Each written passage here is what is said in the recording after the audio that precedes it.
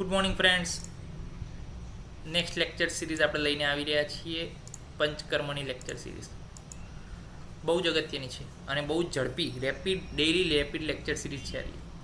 કે એની અંદર રોજ એક વિડીયો જે છે અપલોડ કરવામાં આવશે અને એના વિશેની સારી અને સાચી સમજણ, ઝડપથી સમજમાં આવે એ રીતની સમજણ જે છે આપણે એ રીતના સમજવાનું છે. તો ઇન્ટ્રોડક્શન ટુ પંચકર્મ, અને આ જે છે એ આપણે જે સિલેબસ છે એ પ્રમાણે જે છે ટોપિક બાય ટોપિક જે છે આપણે ડિટેલમાં આપેલું છે, અને એ પણ ગુજરાતી ભાષાની અંદર, કે જેથી ઝડપથી આપણને શું આવી જાય સમજ પડે. તો સૌ પ્રથમ શ્રી ગણેશાય નમઃ. Introduction to panchakarma. તો પંચકર્મ શું છે અને શું આયુર્વેદની સ્વીકૃતિ શું પંચકર્મના કારણે જ છે કે બીજા બધા ઘણા બધા જે પહેલુઓ છે એના કારણે પણ છે. તો આયુર્વેદ એ વિશ્વભરમાં અવિશ્વસનીય સ્વીકૃતિ છે. અવિશ્વસનીય સ્વીકૃતિ એટલે કે કોઈ સ્વીકારી ના શકાય એમ.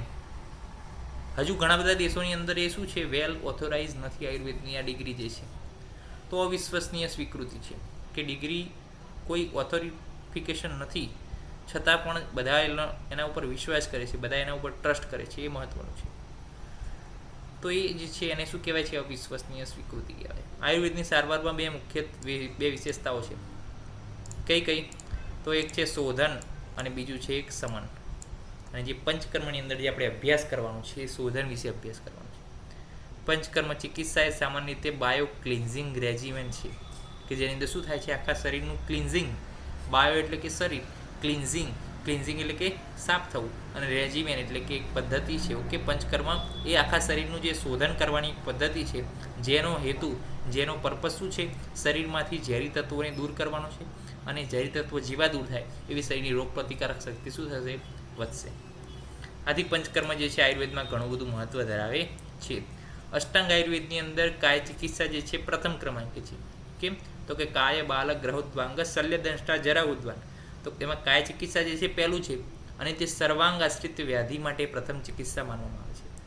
પંચકર્મ એ માત્ર કાય ચિકિત્સાનો ભાગ છે એવું નથી, પરંતુ તેને સ્વતંત્ર વિજ્ઞાન તરીકે પણ માનવામાં આવે છે. પંચકર્મ એ માત્ર કાય ચિકિત્સાનો ભાગ નથી, પરંતુ એક સ્વતંત્ર વિજ્ઞાન છે. અને ઘણા બધા એવા ક્લિનિક છે, ઘણી બધી એવી મલ્ટી સ્પેશિયાલિસ્ટ હોસ્પિટલો પણ છે હવે તો, કે જેની અંદર પંચકર્મ સિંગલ હેન્ડ પ્રેક્ટિસ થાય છે. બીજી કોઈ જ પ્રેક્ટિસ નહીં, ઓનલી પંચકર્મ. તો એ જે છે આપણા આયુર્વેદ માટે એક બહુ જ એક ગોલ્ડ સાઇન કહેવાય. તો આ જે છે શ્લોક આપણે અહીંયા લખવાનો ઇન્ટ્રોડક્શનમાં, કે કાય બાલક ગ્રહોદ્વાંગ શલ્ય દંષ્ટા જરા વૃષણ. આ જે છે 8 બ્રાન્ચ છે of the Ayurveda according to Ashtanga Hridaya. અષ્ટાવ અંગાની અંગ છે તસ્યાહુ ચિકિત્સા એ સુસંશ્રિતા. અને એની અંદર શું કહેલી છે? વિવિધ પ્રકારની ચિકિત્સાઓ સંશ્રિતા એટલે કે રહેલી છે, આશ્રિત થઈને રહેલી છે એની અંદર. હવે આપણે વાત કરવી છે ડેફિનેશન ઓફ ધ પંચકર્મ. તો પ્રથમમ વમનમ પશ્ચાદ વિરેક ચ અનુવાસનમ એતાની પંચકર્માણી નિરૂહો નાવનમ તથા. પંચકર્મની ડેફિનેશન એટલે શું? તો કે એની અંદર શેનો સમાવેશ થયેલો છે એની વિગત આપો એટલે પંચકર્મની ડેફિનેશન. તો પ્રથમ શું છે? પહેલાં આપણે વમન કરાવવાનું. પશ્ચાદ વિરેક એટલે કે પછી શું છે? વિરેચન. અને પછી અનુવાસન બસ્તી આવી ગઈ. એતાની પંચકર્માણી નિરૂહ બસ્તી, અને નાવન એટલે કે નશ્ય. તો આ જે છે આને પંચકર્મ કીધું છે. અકોર્ડિંગ ટુ ભાવ પ્રકાશ, યાદ રાખજો, અકોર્ડિંગ ટુ ભાવ પ્રકાશ છે.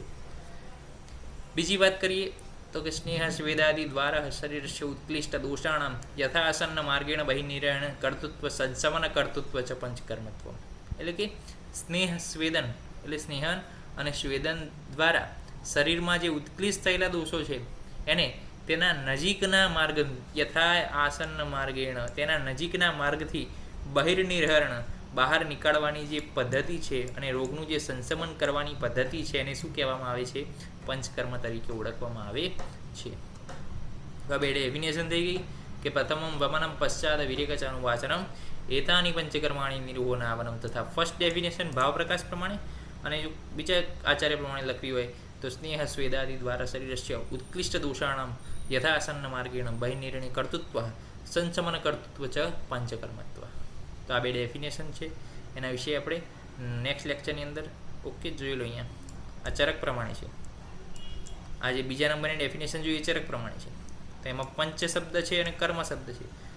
પંચ જે છે સંખ્યા પ્રધાન છે, અને કર્મ જે છે પ્રોસિજર છે. શરીરમાંથી શું કરે છે? દોષોને બહાર કાઢે છે. વમન, વિરેચન, આસ્થાપન, અનુવસન અને નશ્ય. ઉપસ્થિત દોષાવસ્થા પ્રાપ્ત કર્યા પછી, એટલે એનો મતલબ શું છે તો કે જે સ્નેહ સ્વેદન થાય એટલે શું થાય, દોષોનો ઉત્ક્લેશ થાય. અને દોષોનો જે ઉત્ક્લેશ થવાની જે આખી જે પ્રોસેસ છે એને શું કહેવાય, ઉપસ્થિત દોષ. દોષો ઉપસ્થિત ક્યારે થયા, તો સ્નેહન સ્વેદન કર્યું ત્યારે. તો સ્નેહન સ્વેદન કર્યું અને ત્યારબાદ જે છે પંચકર્મ કરી લેવાનું. ઉપસ્થિત દોષની વ્યાખ્યા અને એના વિશેની લાંબી સમણ આપણે નેક્સ્ટ લેક્ચરની અંદર મળીશું. ત્યાં સુધી રજા આપશો. જય હિન્દ, જય ભારત, જય ધન્વંતરી. નમસ્કાર.